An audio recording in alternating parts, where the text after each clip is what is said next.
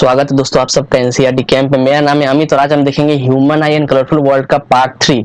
इसके पहले हमने पार्ट 2 रिकॉर्ड किया था, उसमें 49 क्वेश्चंस कवर किए थे। आज बाकी ये क्वेश्चंस इस पार्ट में देखते हैं। चलिए स्टार्ट करते हैं। सबसे पहला क्या है, देखिए दोस्तों, दो स्टेटमेंट दिए हैं, इन दोनों को पहले पढ़ना है, देखना है क्या दोनों ही सही है या दोनों में से कोई सा भी सही नहीं है या कोई एक सही है दोनों में से। ठीक है, स्टेटमेंट क्या है, the angle between incident ray and emergent ray is known as angle of deviation. ठीक है, इसको समझते हैं दोस्तों। पहले यहाँ पे डायग्राम में बना दूं, समझ में आ जाएगा। ये देखिए, अगर यहाँ मैं ड्रॉ करूं, यहाँ पे लेट्स से ये मेरा प्रिज्म है, ये मेरा प्रिज्म है और ये एयर, बाहर में एयर है। यहां से कोई रे आया, स्ट्राइक किया और ये 7 पार्ट्स में डिवाइड हो गया, बट गया 7 कलर्स में। फर्दर यहाँ से फिर रिफ्लेक्शन दिखाएगा ऐसे बाहर की तरफ, ऐसे रिफ्लेक्शन होगा। ठीक है, अब देखिए, अगर लेट्स से प्रिज्म ना होता, रिफ्लेक्शन वगैरह भी कुछ नहीं होता, तो हमारे इंसिडेंट लाइट जो है स्ट्रेट निकल गया होता, ऐसे बाहर, स्ट्रेट बाहर निकल गया होता। ठीक है, ये जो रेज बाहर निकले हैं ना रिफ्रैक्शन होने के बाद, इसको बोलते हैं एमर्जेंट रे। इनको क्या बोलते हैं, एमर्जेंट रे। और ये रे जो स्ट्राइक किया है एयर से ग्लास पे, इसको बोलते हैं इंसिडेंट रे। अब देखिए दोस्तों, ये जो एंगल बन रहा है, ये सारे एंगल, ये इस किनके बीच में, इंसिडेंट रे के बीच में और एंगल इमर्जेंट रे के बीच में, तो इनको बोलते हैं एंगल ऑफ डेविएशन। इसको हम क्या बोलते हैं, एंगल ऑफ डेविएशन। जो फर्स्ट स्टेटमेंट कह रहा है तो बिल्कुल सही है फर्स्ट स्टेटमेंट। अगला पढ़ते हैं, the angle of incidence for which the angle of refraction is 90 is known as critical angle. ठीक है, इसको समझते हैं पहले डायग्राम से, समझ में आ जाएगा अच्छे से। मैं डायग्राम बना लूं, ये देखिए, यहां मैं ड्रॉ करूं, लेट से ये मेरा ग्लास है और बाहर एयर है। ग्लास है डेंसर मीडियम, एयर हमारा rare medium, rare to denser to rare मेरा लाइट जा रहा है। डेंसर पे ऐसे लाइट स्ट्राइक किया, ठीक है, ये मेरा नॉर्मल लाइन। अब क्या देखने को मिला, ये लाइट जो है यहां से पास कर गया, कहीं बाहर ना जाके या कहीं अंदर ना जाके, इस इंटरफेस से पास कर गया, स्ट्रेट ऐसे इंटरफेस से पास कर गया। और ये जो एंगल बना रिफ्लेक्टेड लाइट का नॉर्मल से, इसको ये बना 90 डिग्री का। अब दोस्तों ये कंडीशन कब देखने को मिला, जब ये इंसिडेंट रे जो एंगल बना रहा है नॉर्मल के साथ, जब ये एंगल ऑफ इंसिडेंस आई बराबर हो जाए किसके, क्रिटिकल एंगल की। अगर ऐसा कंडीशन होता है तभी हमारा एंगल ऑफ रिफ्लेक्शन 90 डिग्री होता है। ठीक है, तो सेकंड मेरा स्टेटमेंट भी करेक्ट है जो बोल रहा है, दोनों ही स्टेटमेंट करेक्ट है देखने को मिला। ठीक है, इसका मतलब statement 1 and 2 both are correct, option B. चलिए आगे देखते हैं। अगला क्या है, which of the following is incorrect for secondary rainbow. दोस्तों दो तरह के रेनबो होते हैं, प्राइमरी और सेकेंडरी। प्राइमरी में मेरे 2 रिफ्रैक्शन होते हैं और एक टोटल इंटरनल रिफ्लेक्शन, और सेकेंडरी की बात करूं तो उसमें भी 2 रिफ्रैक्शन होते हैं, लेकिन उसमें 2 टोटल इंटरनल रिफ्लेक्शन होते हैं। और कुछ डिफरेंस देखें तो प्राइमरी में मेरा जो रेनबो बन रहा होता है वो काफी ब्राइटर होता है as compared to secondary rainbow. ठीक है, और दोनों का कलर स्कीम में भी अंतर होता है। प्राइमरी के केस में हमारा रेड कलर ऊपर होता है, वायलेट नीचे, और सेकेंडरी में वायलेट ऊपर रेड नीचे। तो पहले पढ़ते हैं स्टेटमेंट क्या क्या है। पहला क्या बोला है, secondary rainbow are not as bright as primary rainbow. ये बिल्कुल सही है, सेकेंडरी रेनबो जो है प्राइमरी के बराबर उतना ब्राइट नहीं होता। अगला क्या है, colour scheme of secondary rainbow is same as colour scheme of primary rainbow. बिल्कुल गलत, बिल्कुल गलत। यहाँ पे देखिए बता रहा हूँ कैसे गलत। ये प्राइमरी रेनबो लेट से बना है, इसके ऐसे ऐसे आर्क बने हुए, ये प्राइमरी के। ठीक है, सबसे ऊपर में जो लाइट होगा वो हमारा होगा रेड लाइट, और सबसे नीचे ये होगा वायलेट लाइट। ये होता है प्राइमरी के केस में। अगर सेकेंडरी की बात करूं, सेकेंडरी का यहाँ में अगर मैं ड्रॉ करूं, सेकेंडरी के रेनबोस ये देखिए, ये आर्क से।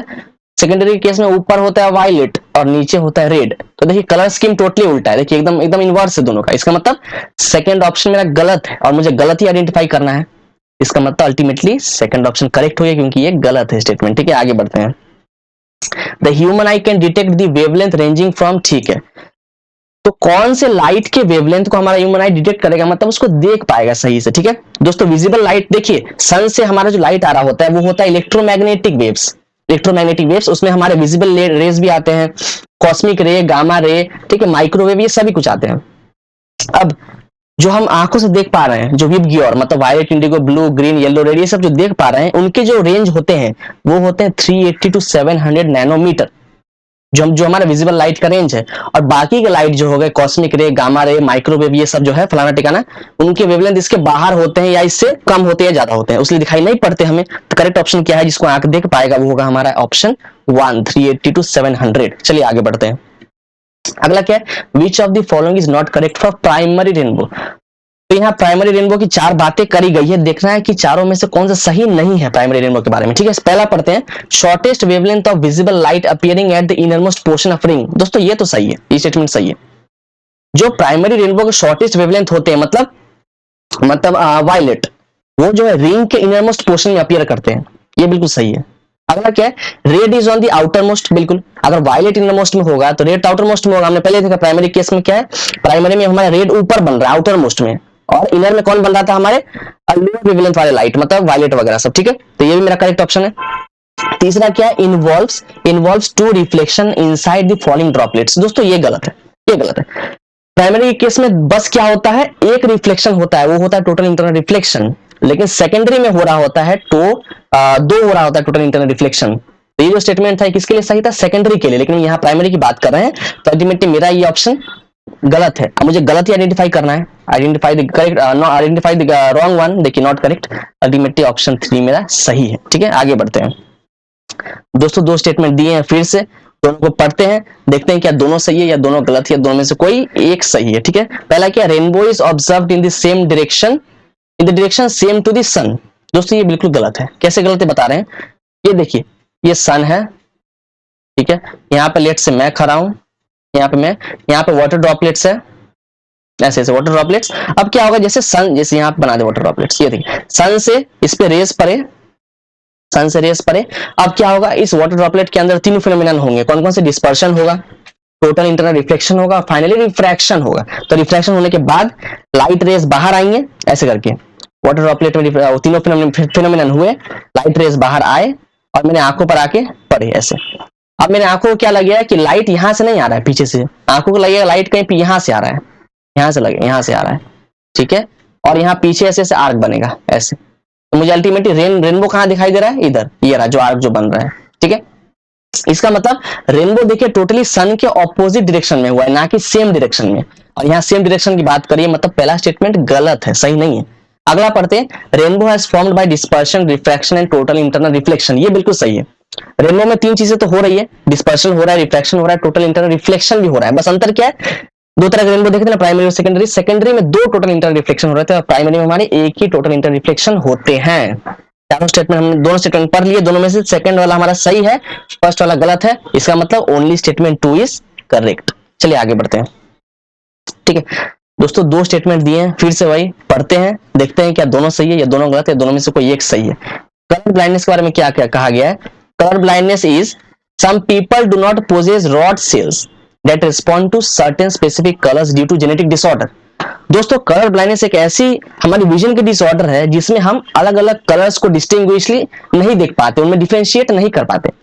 जैसे अगर हेल्दी आई की बात करूं तो वो क्या है, जो कलर देख रहा है, येलो हो गया, रेड हो गया, वायलेट, ग्रीन, कोई सा भी कलर हो गया, उसको डिस्टिंग्विशली देख पा रहा है, समझ पा रहा है। लेकिन कलर ब्लाइंडनेस जिसको हो, वो कलर को जो आइडेंटिफाई नहीं कर पाता कि ये कौन सा कलर है, ये कौन सा कलर है, डिस्टिंग्विशली नहीं देख पाता सही से। और ऐसा क्यों होता है दोस्तों, कोन्स के कारण।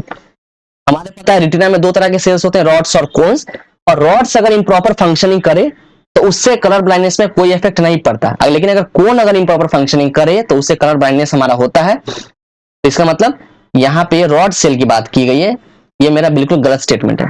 अगर रॉड की जगह कोन सेल होता तब सही होता, क्योंकि हमारा कोन सेल जो है, हमारे कोन सेल CONE कोन, ये जो हमारे कोन सेल होते हैं ये हमारे लाइट को आइडेंटिफाई करते हैं, किस तरह के लाइट आ रहे हैं, और कौन से आइडेंटिफाई करता है इंटेंसिटी ऑफ लाइट, कितना ब्राइट है, कितना फेडर है, उसको बस सेंस करता है वो। ठीक है, अगला क्या है, एस्टिग्मेशन।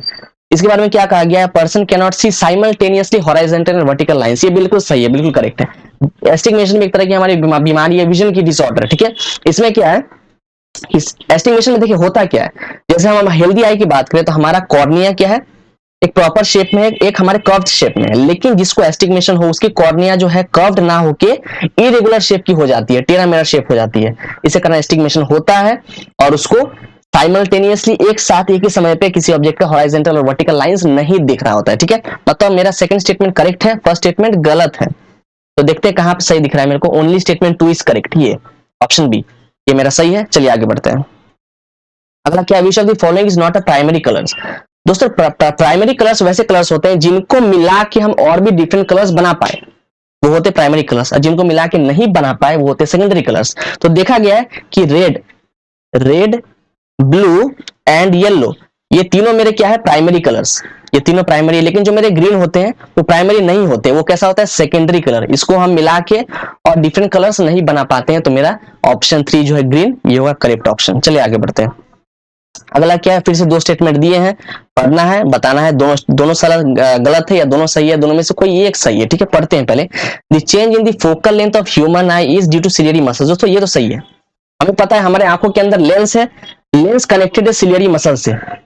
अगर सिलियरी मसल जो है अपना पकड़ ढीला करता है या टाइट करता है, उससे हमारे लेंस का कर्वेचर चेंज होता है। अगर लेंस हो गया हमारा थिक तो उसका फोकल लेंथ रिड्यूस हो जाता है, अगर लेंस हो गया थिन तो फोकल लेंथ बढ़ जाता है। तो फोकल लेंथ कम या ज्यादा हो सकता है इसके कारण, सिलियरी मसल से कारण। ये बिल्कुल सही है, ये स्टेटमेंट करेक्ट है। अगला पढ़ते हैं। The image formed by retina of human eye is virtual and erect. दोस्तों ये बिल्कुल गलत है। ह्यूमन आई पे जो इमेज फॉर्म हो रहा होता है वो वर्चुअल इरेक्ट ना होके रियल एंड इन्वर्टेड होता है। मतलब रियल मतलब एक्चुअल में रेज मीट कर रहे हैं, इन्वर्टेड मतलब उल्टा होता है। ठीक है,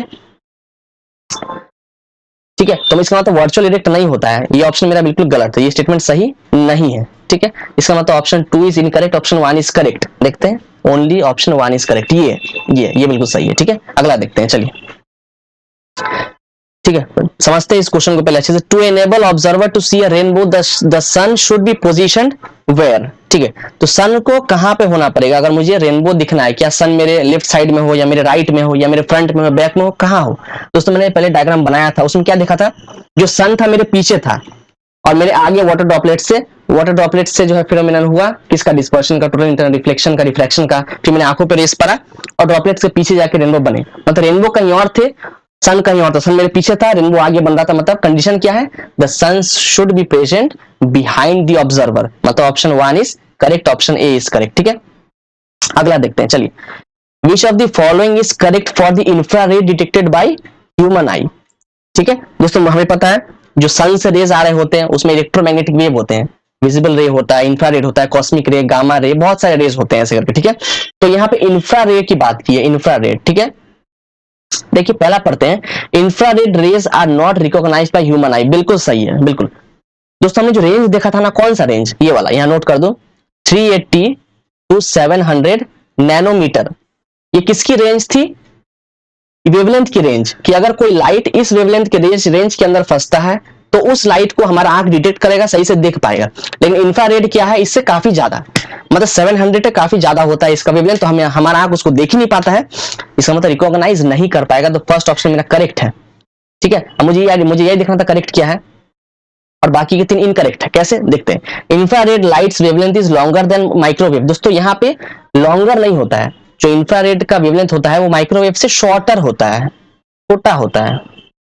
और यहाँ पे क्या है, infrared lights wavelength is shorter than visible light, ये भी गलत।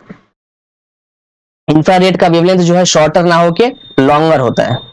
किससे लॉन्गर, विजिबल लाइट से। मतलब जो विजिबल लाइट का रेंज ये है, इससे काफी ज्यादा होता है किसका, इंफ्रारेड का। ठीक है, मतलब ऑप्शन 1 बस करेक्ट था, मुझे करेक्ट ही देखना था, तो ऑप्शन ए इज करेक्ट। चलिए आगे बढ़ते हैं। अगला क्या है, the lens in eye and concave lens serve the same generic purpose. तो जो हमारे आंखों में लेंस लगे हुए हैं, जो हमारे आंखों में कॉन्वेक्स लेंस होता है और जो कॉन्केव लेंस, ठीक है, दोनों में सिमिलैरिटीज क्या है, क्या सेम पर्पस है। ठीक है, पहला पढ़ते हैं, to reduce the amount of light that enters the eye. दोस्तों ये बिल्कुल गलत है।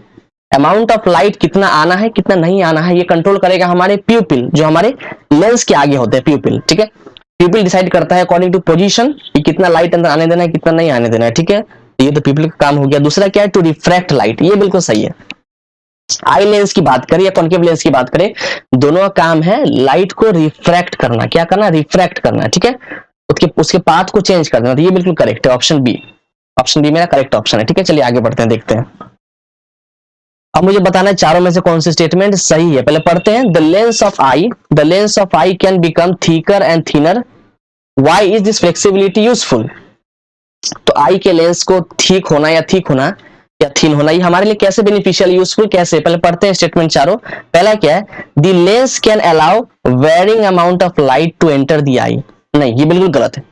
कितना लाइट अंदर आना है कितना नहीं आने देना, ये लेंस डिसाइड नहीं करता, ये कौन डिसाइड करता है, प्यूपिल, जो मैंने पहले बताया। तो ये स्टेटमेंट सही नहीं है। ठीक है, अगला देखते हैं, the lens is not likely to break. ये भी गलत है दोस्तों। अगर मेरा लेंस थिक या थिन ना भी होता ना, तभी मेरे लेंस ब्रेक नहीं करते, वो जैसे तैसे स्टेबल रहते हैं, ब्रेक तो नहीं करते, बिल्कुल भी नहीं करते। तीसरा क्या है, the lens allows the eye to focus near as well as far objects, near as well as far object, ये बिल्कुल सही है, ये बिल्कुल सही है। हमारे हमारे आंखों की जो है लेंस, वो अगर थीकर या थिनर हो, थीक या थिन होने से क्या है, हमारा आंख का कर्वेचर चेंज होगा। और थीक और थिन क्यों हो रहा है, क्योंकि पोजीशन के हिसाब से, अगर पोजीशन नियर है और दूर है तो उसके हिसाब से मेरा थिक या थिन लेंस हो रहा होता है, ठीक है। तो ये बिल्कुल करेक्ट है। और लेंस को थिक और थिन कौन कर रहा होता है, सिलियरी मसल्स जो कनेक्ट होते हैं ऊपर और नीचे हमारे लेंस से, जो हमने देखा था, ठीक है। ये मेरा ऑप्शन सी करेक्ट है। आगे बढ़ते हैं, अगला देखते हैं, चलिए अगला क्या है, which of the following is not correct for presbyopia. Presbyopia दोस्तों, हमने मायोपिया देखा, हाइपरमेट्रोपिया देखा, ठीक है, एस्टिग्मेशन वगैरह भी देखा, यहाँ पे प्रेस बायोपिया की बात की है दोस्तों। मायोपिया में क्या है, नजदीक का दिख रहा है, दूर का ना दिख रहा हो। हाइपरमेट्रोपिया में क्या है, दूर का दिख रहा है, नजदीक का ना दिख रहा है। प्रेस बायोपिया में दोनों बीमारी है, मायोपिया भी हाइपरमेट्रोपिया भी, मतलब नजदीक का भी सही से ना देख पाना, दूर का भी सही से ना देख पाना। ये क्यों होता है, जैसे जैसे हमारी उम्र बढ़ते जाए, हम एडोलेसेंस होते जाए, फिर यंग हो, फिर हमारा जो है ओल्ड एज में जैसे जैसे पहुंचे तो हमें प्रेस बायोपिया होने लगती है, ठीक है। तो आप यहाँ पे पढ़ते स्टेटमेंट पहला क्या है, वीकनिंग ऑफ सिलियरी मसल्स, ये बिल्कुल सही है। प्रेस बायोपिया जिसको हो उसकी सिलियरी मसल्स वीक हो जाती है। अब सिलियरी मसल्स वीक हो गया मतलब क्या, वो सही से जो है लेंस को कितना मोटा करना है, कितना पतला करना है, उसको कंट्रोल नहीं कर पाएगा सिलियरी मसल्स। तो मतलब क्या है, चूंकि कंट्रोल नहीं कर पा रहा है, कितना मोटा करना है, कितना छोटा करना है लेंस को, तो सही से हमारा इमेज फोकस हो ही नहीं पाएगा रेटिना पे। सही से फोकस ना हो तो हमें क्या है, इमेज, ऑब्जेक्ट का इमेज क्लियरली दिखेगा ही नहीं, ठीक है। पहला तो ये था। दूसरा, generally occurs eight old age, ये भी सही है। मैंने पहले बताया, हम जैसे जैसे ओल्ड होते जाएंगे हमें प्रेस बायोपिया होने लगेगी, हमें ना ही नजदीक का दिखेगा ना दूर का दिखेगा। तो कैसे दिखेगा, हमें लगाना पड़ेगा, उसके लिए हमें लगाना पड़ता है बाईफोकल लेंस, बाईफोकल लेंस जिसमें कॉन्वेक्स और कॉन्केव दोनों हो, ताकि हम दूर का भी सही से देख पाए, नजदीक का भी सही से देख पाए, ठीक है। तीसरा क्या है, only see nearby objects clearly and distinctively, ये दोस्तों गलत है, बिल्कुल गलत। मैंने बताया प्रेस बायोपिया क्या है, उसमें हम नजदीक का भी नहीं देख पाते, दूर का भी नहीं देख पाते, लेकिन यहाँ पे क्या बोल रहा है कि आप नजदीक का देख पाते हो, क्लियरली देख पाते हो, डिस्टिंक्टिवली भी देख पाते हो। ये बिल्कुल गलत है, हम तो क्लियरली नहीं देख पाते बिल्कुल भी, ठीक है। ये मेरा जो है ऑप्शन गलत है, और मुझे गलत आइडेंटिफाई करना है, इसका मतलब ऑप्शन सी अल्टीमेटली मेरा करेक्ट है, क्योंकि ये गलत है, ठीक है। अगला देखते हैं, लैटरल डिस्प्लेसमेंट की बात की है, चलिए लैटरल डिस्प्लेसमेंट, ठीक है। The lateral displacement of an incident ray passing out of a rectangular glass slab, ठीक है। पहले समझते हैं लैटरल डिस्प्लेसमेंट होता क्या है, पहले ये समझते, देखिए पहले समझ लेते क्या होता है। यहाँ मैं ड्रॉ किया है ग्लास स्लैब, ठीक है, ये मेरा एयर है, बाहर में मेरा एयर, और ये मेरा ग्लास स्लैब है, ठीक है, ग्लास स्लैब। अब जैसे रेयर से डेंसर कोई अगर रेज आ रही है, यहाँ पे सरफेस पे स्ट्राइक की, यहाँ मैं बना दूं लाइन ऑफ नॉर्मल, तो क्या होगा, रेयर से डेंसर को लाइट जा रहा है तो कहाँ बेंड करेगा, टुवर्ड्स द नॉर्मल, देखिए टुवर्ड्स द नॉर्मल बेंड किया, बेंड किया। अब फिर यहाँ से मैंने बनाया एक नॉर्मल लाइन। अब अगर रेयर से डेंसर जाएगी तो बेंड करेगी अवे फ्रॉम द नॉर्मल, कहाँ बेंड करेगी, अवे फ्रॉम द नॉर्मल। अगर लेट से दोस्तों ये प्रिज्म ना होता, सॉरी प्रिज्म बोल रहा हूं, अगर ये ग्लास स्लैब ना होता तो हमारा जो इंसिडेंट लाइट है वो तो स्ट्रेट पास कर गया होता, ऐसे स्ट्रेट पास कर गया होता। अब ये जो डिस्टेंस है किसके बीच में, ये इमर्जेंट रे का और ये इस वाले का, वर्चुअल लाइन का, इसको हम बोलते हैं डिस्प्ले, इसको हम बोलते हैं लैटरल डिस्प्लेसमेंट, लैटरल डिस्प्लेसमेंट, ठीक है। तो यहाँ लैटरल डिस्प्लेसमेंट की बात की, मैंने समझा दिया क्या होता है, ठीक है। अब पढ़ते हैं, lateral displacement is twice the thickness of glass slab, ये दोस्तों गलत है। लैटरल डिस्प्लेसमेंट जो है थिकनेस बढ़ाने से डबल नहीं हो जाती है, ये बिल्कुल गलत है, डबल नहीं होती है। अगला क्या है, inversely proportional to the thickness of glass slab, ये भी बिल्कुल गलत है। अगर हम थिकनेस बढ़ा देना ग्लास स्लैब की तो मेरी क्या है, लैटरल डिस्प्लेसमेंट भी बढ़ जाती है, ना कि कम जाएगी। या इनवर्सली बोला, इनवर्सली मतलब क्या, बढ़ाने से कमेगा, मतलब थिकनेस बढ़ाने से लैटरल डिस्प्लेसमेंट कमेगा, लेकिन कमता तो नहीं है, बढ़ाने से बढ़ता है। मतलब lateral displacement is directly proportional to the thickness of glass slab, जो कि थर्ड ऑप्शन दिख रहा है, देखिए lateral displacement is directly proportional to the thickness of glass slab, ये बिल्कुल करेक्ट है। चलिए आगे बढ़ते हैं, अगला देखते हैं। अगला क्या, find the incorrect statement, 4 statement दिए हुए, कौन सा करेक्ट है कौन सा इनकरेक्ट नहीं है, ये देखते हैं। चलिए, refractive index of glass for violet colour is more than that of red colour, ये बिल्कुल सही है, बिल्कुल ठीक है। दोस्तों देखिए, मुझे पता है रेड की वेवलेंथ सबसे ज्यादा होती है, रेड कलर की, और वायलेट कलर की वेवलेंथ सबसे कम होती है। जिसकी वेवलेंथ जितनी ज्यादा होती है ना, उसकी रिफ्रैक्टिव इंडेक्स उस मीडियम के अंदर उतनी ही कम होती है, और जिसकी वेवलेंथ जितनी कम, उसकी रिफ्रैक्टिव इंडेक्स उस मीडियम के अंदर उतनी ही ज्यादा। इसका मतलब यहाँ पे स्टेटमेंट लिखा है refractive index of glass for violet colour is more, बिल्कुल मोर होगा देन रेड कलर, बिल्कुल सही। रेड कलर कंपैरिजन में रिफ्रैक्टिव इंडेक्स वायलेट का बिल्कुल ज्यादा होगा, एग्जैक्टली। अगला क्या है, presbyopia occurs due to weakening of ciliary muscles, ये भी करेक्ट है। प्रेस बायोपिया क्या है, ओल्ड एज, जिसको जैसे जैसे हम ओल्ड होने लगते हैं हमें प्रेस बायोपिया होने लगती है, और क्यों होती है, क्योंकि हमारे सिलियरी मसल्स वीक होने लगते हैं, तो ये भी सही है, ठीक है। अगला क्या है, third point, large size particles scatter light of longer wavelength. Longer wavelength मतलब क्या, अगर पार्टिकल साइज बढ़ा दिया जाए, पार्टिकल साइज बढ़ा दिया मतलब क्या, उसकी वेवलेंथ बढ़ा रहे हैं, तो पार्टिकल साइज बढ़ाने से उसकी वेवलेंथ बढ़ रही है और वो उसी लाइट को स्कैटर करेगा जो उसके बराबर वेवलेंथ की होगी, मतलब ये स्टेटमेंट बिल्कुल करेक्ट है।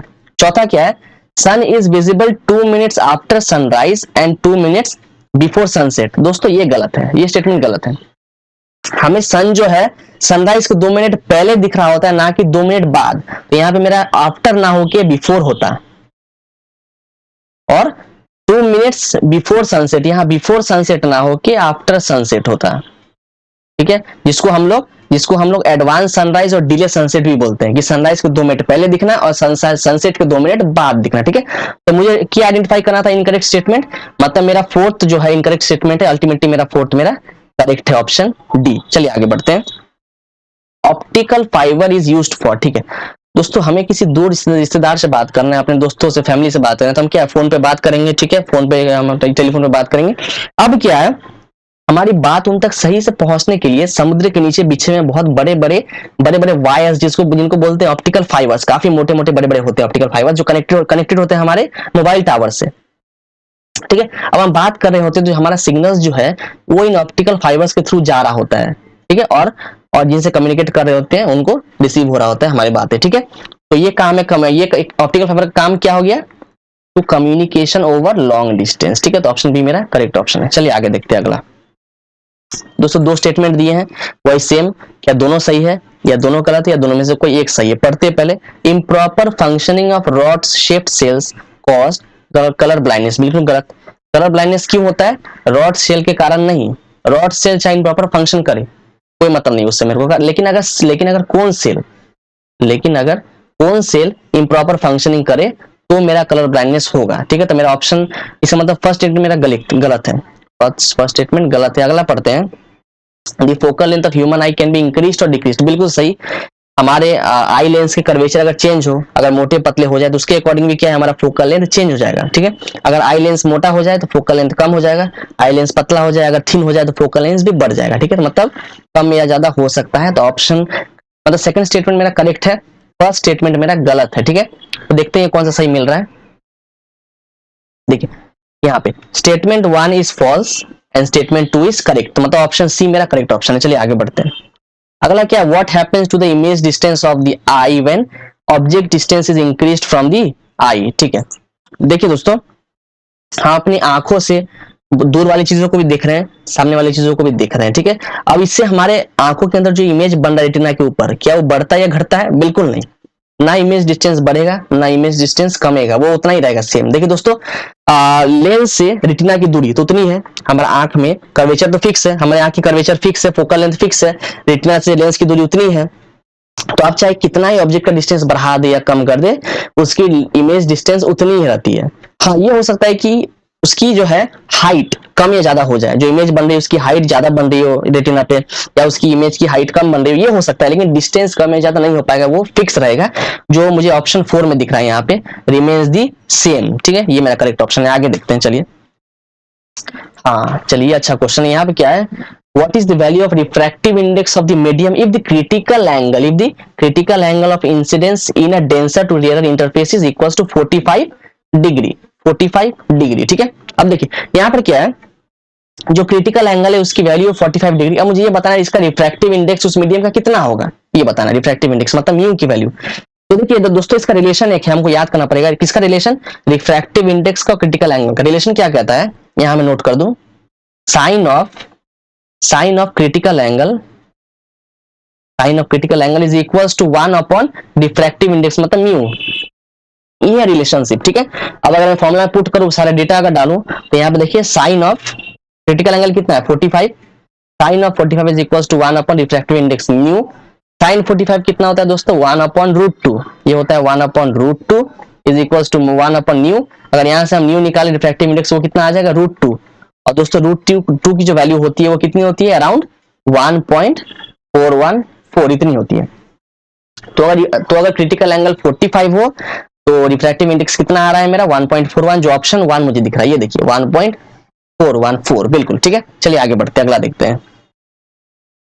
अब मुझे देखिए दोस्तों ये क्वेश्चन बहुत बढ़िया है, क्या है, which of the following phenomena is based on atmospheric refraction and total internal reflection.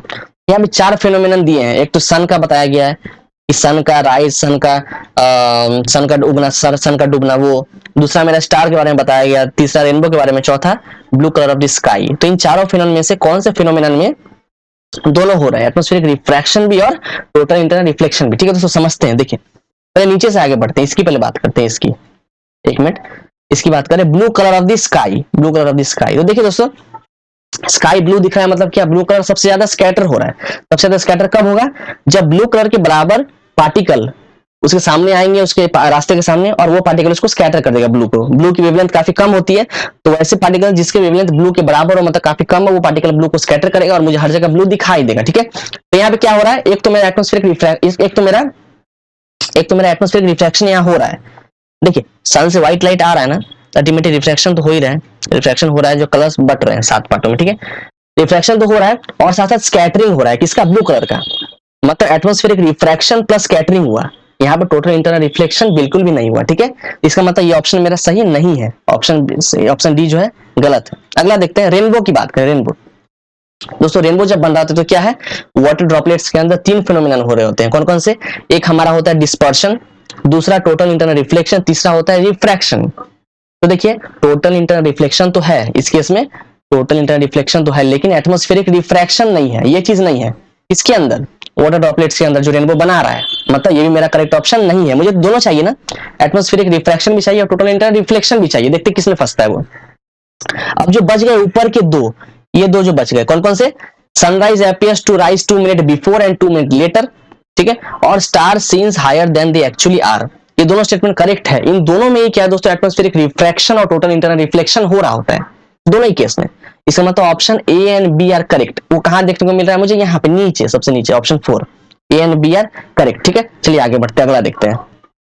The amount of light scattered by air molecules increases with increase in wavelength। ठीक है, क्या बोल रहा है, अगर मैं लाइट की वेवलेंथ बढ़ा दूं तो क्या जो एयर मॉलिक्यूल्स होंगे वो उसको ज्यादा स्कैटर करेंगे, ये बिल्कुल गलत है, बिल्कुल गलत दोस्तों। देखिए होता क्या है, एक रायले नाम के साइंटिस्ट थे, उन्होंने एक्सपेरिमेंट किया था जिसको हम लोग बोलते हैं रायलेस एक्सपेरिमेंट। उसमें क्या देखा गया कि जिस लाइट की वेवलेंथ जितनी ज्यादा होगी ना, उसकी स्कैटरिंग उतनी कम होती है पार्टिकल के द्वारा। ठीक है, इसका मतलब अगर मैं बात करूं रेड लाइट की, अगर रेड लाइट की बात करूं जिसकी वेवलेंथ सबसे ज्यादा होती है, और यहाँ पे बात करूं मैं वायलेट लाइट की जिसकी वेवलेंथ लैम्डा सबसे कम होती है, तो सबसे ज्यादा स्कैटर कौन होगा मेरा, वायलेट, सबसे ज्यादा स्कैटर वायलेट होगा। और सबसे लीस्ट स्कैटर कौन होगा मेरा, रेड, ये सबसे लीस्ट स्कैटर होगा। सबसे ज्यादा स्कैटर कौन होगा, वायलेट। ठीक है, ये सबसे ग्रेटर स्कैटर होगा, लार्जेस्ट स्कैटर। इसका मतलब यहाँ पे मेरे को क्या बात की गई, यहाँ पे बात की गई है कि वेवलेंथ बढ़ाने से क्या स्कैटरिंग ज्यादा होगा, बिल्कुल भी ज्यादा नहीं होगा, कम होगा। इसका मतलब मेरा ऑप्शन बी है करेक्ट ऑप्शन, जो कि फॉल्स है। ठीक है, आगे देखते हैं। अगला क्या है, the light energy is converted into electrical signals by retina which reach the brain through. ठीक है, देखिए दोस्तों क्या है, लाइट एनर्जी जब मेरा उस पे पड़ा, किस पे, रेटिना पे, और जब मैं वहां मुझे इमेज देखने को मिला, अब क्या है, इस इमेज को सेंस भी तो करना है मुझे, इमेज किस चीज का है, किसी पक्षी का, किसी जानवर का, किसी ह्यूमन बीइंग का, किसका इमेज है, इसको कौन सेंस करेगा, ब्रेन। अब लेकिन ब्रेन तक सिग्नल तो पहुंचना पड़ेगा पहले, अभी तो इमेज मैंने आंखों तक ही, आंखी तक सीमित है, रेटिना पर, इसको ले जाना है ब्रेन तक, कौन लेके जाएगा, रेटिना से कनेक्ट होते हैं हमारे ऑप्टिकल नर्व्स, रेटिना से कनेक्ट होते हैं ऑप्टिकल नर्व्स। यही ऑप्टिकल नर्व्स क्या है, सिग्नल्स, कौन से सिग्नल्स को, इलेक्ट्रिकल सिग्नल्स को लेके जाएगा ब्रेन के थ्रू, ब्रेन पे लेके जाएगा, और ब्रेन फिर उसको सेंस करेगा कि इमेज कैसा है, किस चीज का इमेज, और हमें पता चल जाएगा। ठीक है, और उसकी जो कन्वर्जन होता है ना लाइट एनर्जी का, ये देखिए मैं यहाँ बता दूं, लाइट एनर्जी का कन्वर्जन किसमें, इलेक्ट्रिकल सिग्नल्स में।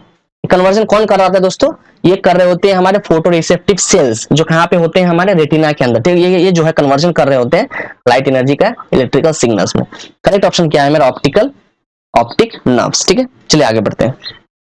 The dash component of sunlight is least scattered during sunrise and sunset. देखिए दोस्तों, जब सनराइज और सनसेट हो रहा होता है तो क्या है, हमें आकाश पूरा रेडिश दिख रहा होता है, पूरा रेड, हर जगह रेड रेड दिख रहा होता है। मतलब क्या, रेड सबसे ज्यादा स्कैटर हुआ, सबसे ज्यादा स्कैटर हुआ। अब देखिए रेड की, यहाँ मैं बताऊं, रेड रेड की वेवलेंथ सबसे ज्यादा, हमने अभी बताया, और वायलेट की वेवलेंथ सबसे कम।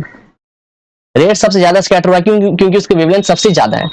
तो देखिए दोस्तों, सनराइज और सनसेट के समय क्या है, हमारे अर्थ से सन काफी दूरी में होती है, अर्थ से सन काफी ज्यादा दूरी में होती है। इससे क्या है, जो सन से रेज आ रहे हैं, जो व्हाइट रेज आ रहे हैं, उसको बहुत लॉन्ग डिस्टेंस कवर करना है अर्थ के एटमॉस्फेयर तक आने के लिए। अब लॉन्ग डिस्टेंस कौन कवर करेगा, वो रेस कवर करेंगे जिनके वेवलेंथ ज्यादा होंगे। जिनकी वेवलेंथ कम होंगे वो क्या है, वो तो बीच रास्ते में खत्म हो जाएंगे, फेड ऑफ हो जाएंगे। लेकिन जिनके वेवलेंथ ज्यादा होंगे वही जो है सन से अर्थ के एटमॉस्फेयर तक आएगा, फिर आने के बाद वहां रिफ्रैक्शन होगा और उसका स्कैटरिंग होगा, स्कैटरिंग होगा तो हर जगह वो दिखेगा, जो कि रेड हमें दिखता है हर जगह, ठीक है। इसका मतलब सबसे ज्यादा स्कैटर कौन हो रहा है, रेड, और लीस्ट स्कैटर कौन हो रहा है हमारा, लीस्ट स्कैटर कौन हो रहा है हमारा, वायलेट। तो यहाँ वही पूछा है, dash component sunlight is least scatter, तो लीस्ट स्कैटर कौन है हमारा, वायलेट। ये रहा हमारा correct option, least scatter violet. आगे देखते हैं चलिए। The frequency of dash colour of light is maximum and dash colour of light is minimum. देखिए दोस्तों, एक रिलेशनशिप है वेवलेंथ का और फ्रीक्वेंसी का। वो क्या होता है, wavelength of light is inversely proportional to its frequency. अगर लाइट की वेवलेंथ बढ़ा दे तो उसकी फ्रीक्वेंसी कम हो जाती है। मतलब अगर कंपैरिजन करूं यहाँ पे रेड की और वायलेट की, रेड का वेवलेंथ क्या सबसे ज्यादा, वायलेट की वेवलेंथ मतलब लैम्डा सबसे कम। इसका मतलब रेड की फ्रीक्वेंसी क्या होगी, सबसे कम होगी ना, रेड की फ्रीक्वेंसी सबसे कम क्योंकि वेवलेंथ सबसे ज्यादा, और वायलेट की क्या है, फ्रीक्वेंसी सबसे ज्यादा क्योंकि उसकी वेवलेंथ सबसे कम। इसका मतलब the frequency of dash colour of light is maximum. इसका मतलब frequency of violet colour of light is maximum and red colour of light is minimum. जो ऑप्शन 1 दिख रहा है मुझे, वायलेट कॉमा रेड, ये है मेरा करेक्ट ऑप्शन, ठीक है। चलिए दोस्तों आगे बढ़ते, अगला देखते हैं। अगला क्या है, star should appear to twinkle if we view them from the moon. अगर हम स्टार्स को हमारे अर्थ पे ना हो कि अगर मून से देखे तो क्या मुझे स्टार ट्विंकल करते हुए दिखेगा, बिल्कुल नहीं दिखेगा। क्यों, इसका रीजन ये है दोस्तों, हमारे अर्थ के चारों ओर जो है उसके अराउंड एटमोस्फियर है, एटमोस्फेयर में बहुत सारे गैसेस है, अलग अलग गैसेस का अलग अलग रिफ्रैक्टिव इंडेक्स है, ठीक है। जैसे स्टार से रेज आ रहे होते हैं, स्टार से लाइट आ रहा होता है हमारे एटमोस्फेयर पे, होता क्या है, एटमोस्फेयर उसको रिफ्रैक्ट करा देता है, एटमोस्फेयर करा देगा उसको लाइट को रिफ्रैक्ट, और रिफ्रैक्शन होने से हमें स्टार चमकते हुए दिखेगा हमारे आंखों पे, ठीक है, चमकते हुए दिख रहा है। लेकिन अब मून में तो एटमोस्फेयर है नहीं, कोई गैस है नहीं, इसका मतलब लाइट को रिफ्रैक्शन कोई कराएगा ही नहीं। अब जब लाइट रिफ्रैक्ट ही नहीं होगा तो चमकेगा कैसे, स्टार चमकते हुए दिखेगा ही नहीं बिल्कुल भी। इसका मतलब मून से देखने पे हमें स्टार चमकते हुए नहीं दिखेगा, तो मेरा ऑप्शन बी जो है फॉल्स, ये करेक्ट होगा, ठीक है, कि हमें चमकते हुए नहीं दिखेगा बिल्कुल भी मून पर, लेकिन अर्थ से चमकते हुए दिखेगा क्योंकि अर्थ में हमारे एटमोस्फियर है, ब्लैंकेट ऑफ एयर है, ठीक है। चलिए आगे देखते हैं। The defect which cannot be corrected by placing a suitable lens before the eye, ठीक है। तो ऐसी कौन सी बीमारी है जो करेक्ट ना हो पाए अगर हम लेंस लगा दें आंखों के आगे, तब भी करेक्ट ना हो, ठीक है। देखिए दोस्तों, मायोपिया की बात करें तो मायोपिया में क्या है, नजदीक का देख पाना, दूर का ना देख पाना। अगर दूर को सही से देखना है तो लगाना पड़ता है हमें कॉन्केव लेंस, पता है, कॉन्केव लेंस लगा देंगे, दूर का भी दिखाई देने लग गया। लेकिन हाइपरमेट्रोपिया की बात करें, हाइपरमेट्रोपिया में क्या है, दूर का सही से दिखना, नजदीक का ना दिखना, ये मायोपिया का उल्टा है, जिसको हम लोग बोलते हैं फार साइटेडनेस। अगर मेरे को हाइपरमेट्रोपिया करेक्ट करना है तो लगाना पड़ता है कॉन्वेक्स लेंस, ताकि क्या है, मुझे नजदीक का भी दिखाई देने लगे। अगर बात करूं प्रेस बायोपिया की, तो इसमें क्या है, ना दूर का दिखाई देता, नजदीक का दिखाई देता। इसको करेक्ट करने के लगाना पड़ता है हमें बाईफोकल लेंस। बाईफोकल लेंस मतलब क्या, उसमें दोनों लेंस हो, कॉन्केव भी कॉन्वेक्स भी, तो ये करेक्ट हो जाएगा। लेकिन कैटरैक्ट की बात करें, कैटरैक्ट तो ये जो है ऐसी एक डिफेक्ट है जिसको कोई सा भी लेंस लगा के करेक्ट नहीं कर पाएंगे। यहाँ पे हमारा आंख हो जाता है धुंधला, आंखों के लेंस है ना वो धुंधले हो जाते हैं, हमें सब कुछ सही से नहीं दिख रहा होता है, तो कैटरैक्ट हो जाता है हमें, और उसको जो है किसी भी लेंस से करेक्ट नहीं कर पाएंगे हम, ठीक है। तो ऑप्शन मेरा सी होगा, कैटरैक्ट करेक्ट ऑप्शन। आगे बढ़ते हैं, अगला देखते हैं चलिए। A ray of light bends more towards the normal when it enters into a medium. The refractive index of that medium is low. ठीक है, ये स्टेटमेंट है, ठीक है। क्या बोल रहा है, अगर एक रे ऑफ लाइट जो है टुवर्ड्स द नॉर्मल बेंड किया, टुवर्ड्स द नॉर्मल बेंड करा, तो क्या उस मीडियम का रिफ्रैक्टिव इंडेक्स लो है? बिल्कुल भी नहीं, बिल्कुल गलत है, बिल्कुल गलत है। देखिए कैसे गलत है बता रहा हूं, ये देखिए लेट्स सी, ये मेरा वाटर है, ये मेरा वाटर, ये मीडियम, ठीक है, और ये बाहर जो है ये मेरा एयर है, ठीक है। मुझे पता है एयर जो है वाटर से लाइटर है, मतलब रेयरर है काफी, ठीक है। अगर कोई लाइट जो है ऐसे आ रही है, एयर से आई, सरफेस पे स्ट्राइक की, यहाँ बना दूं लाइन ऑफ नॉर्मल, ये नॉर्मल लाइन है। अब मुझे पता है रेयरर टू डेंसर, कोई लाइट अगर जाएगी तो वो बेंड करेगी टुवर्ड्स द नॉर्मल, तो देखिए टुवर्ड्स द नॉर्मल बेंड किया, टुवर्ड्स द नॉर्मल बेंड कर रहा है। यहाँ फिर बना दूं लाइन ऑफ नॉर्मल। अब जब डेंसर से रेयरर कोई लाइट जाएगी तो वो टुवर्ड्स द नॉर्मल ना बेंड करके away from the normal bend करेगी, तो मतलब ऐसे बेंड करेगी। अब ये निकल जाएगी बाहर ऐसे, और इसको बोलेंगे इमर्जेंट रे, इस वाले को क्या बोलेंगे, इमर्जेंट रे, इसको बोलेंगे इंसिडेंट रे, ठीक है। अब देखिए दोस्तों यहाँ पे क्या है, यहाँ पे ये देखने को मिला। और हाँ, और अगर मैं बात करूं वाटर की तो इसकी रिफ्रैक्टिव इंडेक्स ज्यादा है, मतलब म्यू की वैल्यू ज्यादा, और एयर की रिफ्रैक्टिव इंडेक्स मतलब म्यू की वैल्यू कम है। इसका मतलब जिस मीडियम की रिफ्रैक्टिव इंडेक्स ज्यादा होगी वहां पे लाइट की बेंडिंग ज्यादा होगी टुवर्ड्स द नॉर्मल। लेकिन स्टेटमेंट में क्या बोला गया है, the refractive index of that medium is low. अगर मीडियम का रिफ्रैक्टिव इंडेक्स कम होगा तो क्या लाइट बेंड करेगा टुवर्ड्स द नॉर्मल, बिल्कुल ही बेंड नहीं करेगा। लेकिन यहाँ पे देखिए बेंड करते हुए दिख रहा है क्वेश्चन के अकॉर्डिंग कि लाइट बेंड कर रहा है, मतलब मेरा ये गलत स्टेटमेंट है, ठीक है। ऑप्शन स्टेटमेंट मेरा फॉल्स हो गया, ये देखिए ऑप्शन बी, ठीक है। आगे बढ़ते हैं, अगला देखते हैं, चलिए अगला क्या, dash converts the light energy into electrical impulses, ठीक है। अब मैंने पहले बताया लाइट एनर्जी आंखों पे पड़ रही है, कोर्निया तक आई, कोर्निया से रिफ्रैक्ट की, फर्दर लेंस पे गई, लेंस उसको और रिफ्रैक्ट कर दिया और रेटिना पे जाके कन्वर्ज करा दिया। एक पॉइंट पे मुझे वहां पे इमेज देखने को मिला, ठीक है। अब ये लाइट एनर्जी जो आया जब वो रेटिना पर पड़ा, तो जैसे रेटिना पे स्ट्राइक किया ना, रेटिना में होते हैं हमारे होते हैं फोटो रिसेप्टिव सेल्स, रॉड्स और कोन्स, वो क्या करेंगे इस लाइट एनर्जी को कन्वर्ट कर देंगे किसमें, हमारे इलेक्ट्रिकल इंपल्स में। इसको कन्वर्ट कर दिया किसमें, इलेक्ट्रिकल इंपल्स में, ठीक है। और तो ये हमारे फोटो रिसेप्टिव सेल्स कहाँ पे है, रेटिना पे, तो मतलब रेटिना मेरा जो है करेक्ट ऑप्शन है, ऑप्शन सी, ठीक है। चलिए आगे देखते हैं, कंटिन्यू करते हैं। 4 स्टेटमेंट है दोस्तों, पढ़ना है, बताना है चारों में से कौन सा सही है कौन सा गलत है, ठीक है। How the wavelength of light depends upon the angle of deviation of light, बहुत अच्छा क्वेश्चन है दोस्तों। पहले यहाँ पे डायग्राम बताते समझ में आएगा अच्छे से, ठीक है। पहले यहाँ डायग्राम बना ले, ठीक है। ये मेरा क्या प्रिज्म है, बाहर एयर है, एयर से एक लाइट आया, ठीक है। यहाँ मैंने बना दिया नॉर्मल लाइन, नॉर्मल। अब क्या है, रेयर से डेंसर आ रही है, मतलब टुवर्ड्स से नॉर्मल बेंड करेगी, तो देखिए टुवर्ड्स से नॉर्मल बेंड की और साथ ही साथ रिफ्रैक्ट कर गई 7 कलर्स में। पहले तो था ये व्हाइट कलर, जो आ रहा था व्हाइट कलर था, लेकिन अब बेंड करने के बाद रिफ्रैक्ट हो गया और 7 कलर्स में बढ़ गया, जो विबग्योर जिनको बोलते हैं। अब फर्दर क्या यहाँ से बना होगा नॉर्मल लाइन सबके लिए। तो अब नॉर्मल लाइन, अब लाइट कहाँ जा रही है, डेंसर से रेयर, तो अब हमारी कहाँ जाएगी light, away from the normal, मतलब ऐसे निकलेगी अवे फ्रॉम द नॉर्मल, ये देखिए ऐसे निकल गई अवे फ्रॉम द नॉर्मल, ये देखिए बाहर निकलेगी ना नॉर्मल से दूर।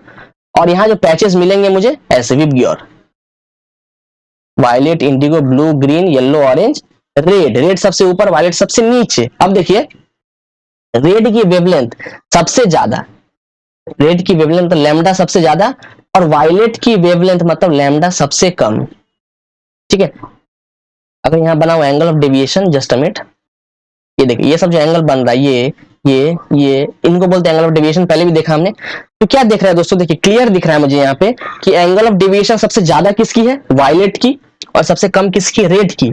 इसका मतलब जिसकी वेवलेंथ जितनी ज्यादा होगी उसकी डेविएशन उतनी ही कम, और जिसकी वेवलेंथ सबसे कम उसकी डेविएशन उतनी ही ज्यादा, मतलब wavelength is inversely proportional to the deviation of light, ऐसा बोल सकते हैं, ठीक है। इसका मतलब यहाँ देखिए ऑप्शन बी, यहाँ पे लिखा हुआ है wavelength of light is inversely proportional to the, so काट दे रहे, ये गलत लिखा है।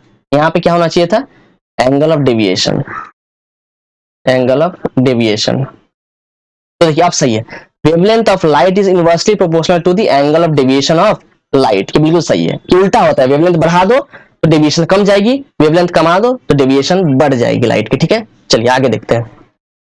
The dash adjust the size of प्यूपिल, प्यूपिल का साइज कौन एडजस्ट कर रहा है दोस्तों, देखिए हमें पता है हमारा कॉर्निया, कॉर्निया के बाद क्या है हमारे विट्रस ह्यूमर होते हैं, और उसके बाद हमारे होते हैं आइरिस प्यूपिल, ठीक है। और प्यूपिल जो होता है, प्यूपिल के ऊपर और नीचे हमारे होते हैं आइरिस, जो कंट्रोल कर रहे होते हैं प्यूपिल को, कितना लाइट अंदर आने देना है कितना नहीं आने देना है, ठीक है। तो मतलब यहाँ पर करेक्ट ऑप्शन क्या होगा मेरा, आइरिस। आइरिस ही एडजस्ट करता है हमारे प्यूपिल को कि उसको कितना बढ़ाना है कितना कम करना है, ठीक है। यहाँ पे आइरिस होगा, और मेरा करेक्ट ऑप्शन है ऑप्शन सी, ठीक है। आगे देखते हैं, चलिए अगला, एक मिनट आगे देखते हैं, अगला क्या है, the frequency of red colour of light is less than the violet. पूछ रहा है कि फ्रीक्वेंसी रेड का कम है वायलेट से, ठीक है दोस्तों। रिलेशन है वेवलेंथ का और फ्रीक्वेंसी का, ठीक है। तो वो क्या बोलता है, अगर आप वेवलेंथ बढ़ा दोगे ना, जितनी वेवलेंथ जिसकी ज्यादा उसकी फ्रीक्वेंसी उतनी कम। इसका मतलब frequency of light is inversely proportional to its wavelength. Wavelength बढ़ेगी तो फ्रीक्वेंसी कमेगी। हमें पता है सबसे ज्यादा वेवलेंथ किसकी होती है, रेड की। सबसे ज्यादा वेवलेंथ रेड की, मतलब सबसे कम किसकी वेवलेंथ, रेड की। रेड की फ्रीक्वेंसी सबसे कम।